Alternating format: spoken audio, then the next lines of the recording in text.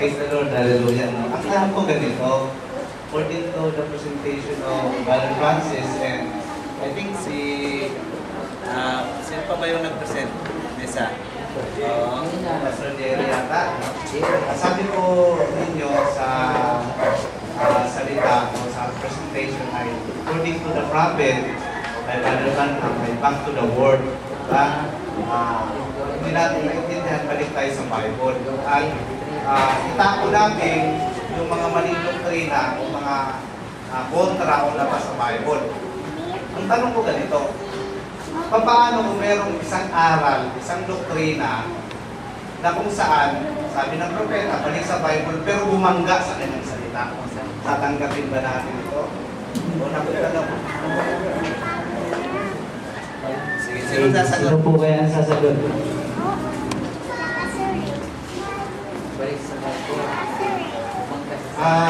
May quote yan yung fallibility ng sarang magbigay. Marami ng fallibility, part 1, part 2, part 3. Sabi ng propeta, pag hindi sumang-ayon sa Bible, kahit sabihin niya, susundin niya yung Bible, hindi yung salita niya. Sabi ng propeta yan. Okay, ibig Yan ang hindi sabihin, nasusunod ko yan eh. okay, ibig sabihin, merong salita o narinig si Brother Branham na kahit nakita mo sa Biblia pero bangga sa kanyang salita, tatanggapin natin ito. May parang gano'n, di ba? Pag hindi bumangga sa Biblia, tatanggapin. Kaya nga, hindi bumangga sa Biblia pero bangga sa mensahe niya, tatanggapin natin ito. Basta hindi bumangga sa Biblia. Okay, yan. Kaya yan ang bilang isang yan. Ibig sabihin, kasi ako nag-iikot, nag-aaral sa message, meron kasi mga message na pinifix na nila yung 100% Kinukulong nila. Pinipilyo na nila. Pinipilyo na nila. Ano ito po yung bilang isang yan sa reconciliation. Sa pagkasabi ninyo, okay? Dahil ito dapat malayon kasi yung pinag-aaral sa mensahe. Marami akong nakikita na puro mga pastor sa end time rin na halos kahit ang bumabangga sa Bible, ipinipili ko kanila. Pero naliwanagan na rin ako ayon sa sinalita po ninyo na pwede palang tanggapin ang isang doktrina na kahit bangga sa sinalita ni Brother Branham pero tama sa Biblia. Yun ang ating tao. Amen. Amen. Kaya yun lang. Kaya galit yung buong end-time message. Hindi, galit yung karamihan kay Brother Jackson, Brother Gans, minsan kay Brother Frank. Paano yung ibang end-time yan? Kaya sila galit kasi Bible ang absolute nila, hindi yung salita ng propeta. Hindi kilala yung propeta, ginamit para mabuksan yung mga hiwaga na yun. Eh pagbukas ng hiwaga niyan, papasok pa tayo eh. Pagpasok pa natin, marami pang detalye sa loob ng hiwaga niya na kailangan natin matanggap. Eh hindi lahat na ihayag sa propeta yan.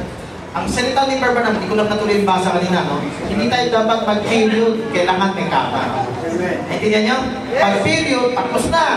Tahon na. Ito lang. Pagkama, ibig sabihin, progressive pang revelation, kailangan magpakumbaba. Meron pang ipapahayag ang Diyos. Huwag siya sasalungat sa Bible. Gusto ko rin banggitin, meron din grupo sa end time, pang-apat na grupo sa end time. Ganun din. Yung progressive nga kami, kailangan nga tumanggap pa ng dagdag na hindi na ihayag. Kasi may bago silang propeta si Lord Parnell. Ngayon gusto ko lang sabihin ito, pero sabi sa Bible, hindi dapat pumangga nila. So kunwari, ang turo ni Lord Parnell, hindi na dahil sa salita ng propeta. Ginagamit ka nila, quote ng propeta eh. Basta hindi sumalungat sa Biblia. Kunwari, ang turo tapos na yung rapture, millennium na ngayon. Kaya mo naman patunayan sa Bible, totoo ba? Tapos na yung rapture, glorified body na ba talaga yung right? Wala nang darating. Tapos nandito ka pa sa lupa ko, hindi ka naman tumatagot sa tingting, hindi naman sila tumatagot sa tingting. Iba-ibig namin sabihin na sa loob yan, sa mga puso yan. Doon makikita, yung mga kaya, biblically, malalaman mo kung sang-ayon sa Bible. Huwag na gamitin sa propeta, makakalo ka sa quotes eh. Actually, meron din putol-putol doon sa quotes, kaya pwede rin sila maingit sa quotes. Pero, huwag na lang sa quote sa Bible kasi yan ang gusto ni Branham sa Bible. Salungat pa sa Biblia kung capture na kayo na hindi. Millennium na ba? So yun, So, kung babalik sa Bible, hindi na statement ng propeta dapat yung ano diyan, yung pagdadahilan. Yung statement ng propeta, para magka-ideya ka dun sa Bible, ano yung mga topic yan, yung paliwanag na yan. Pero not necessarily yan ang final na paliwanag. Kung basta walang salungan sa Bible, then nakatulong yung halimbawa, nagturo si Barbanam ng Acts 2:38. Pag ikaw nagturo ng Acts 2:38, tapos hindi mo kinaw ng propeta, hindi na totoo yung Acts 2:38 mo.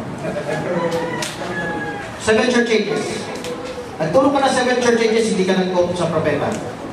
Yung 7 church ages mo, hindi na totoo.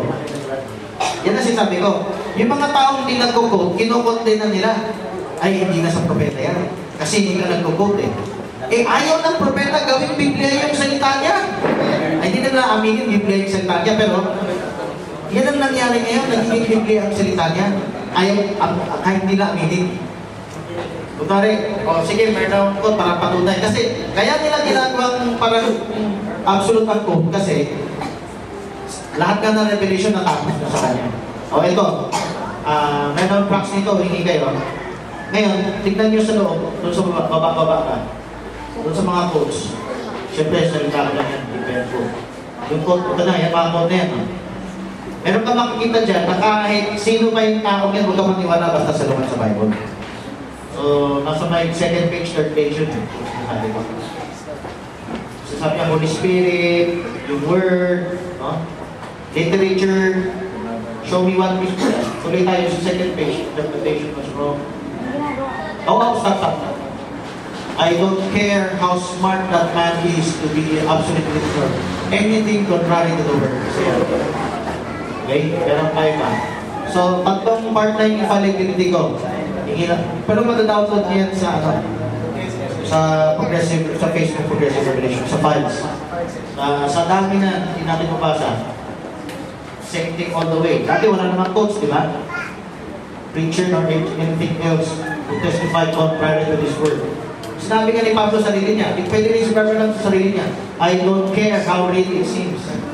Kasi pag nasa isang church ka, parang yun na dahil sinasabi nila, parang totoo na yan. Maliban na i-compare mo sa iba, hindi ka pa talaga nakakasala. Ayaw nila ma-compare kasi ayaw nila ma-gusto eh. Pero kung totoo yan, kaya mo i-compare yun sa iba, kung maliwanag ito sa Bible. You can stand the acidness. Same spirit to turn back again. Yung heart of the fathers to the children, yan din yung Berean repentance. Alam mo yung repent sa Acts 2:38? Ang repent niyan, repent sa pagiging sarado. Repent sa pagiging ignorante. Repent sa pagiging Nicolaitan. So pag nag-repent ka, magiging Berean ka, magiging bukas ka, magiging mapagpakumbaba ka. So, yan yung same spirit. Yan yung magpapatunay, bigay siya magiging totoong fivefold ka, totoong apostolic ministry lang. Yung original apostolic, back to the hearts of the brothers. O sige.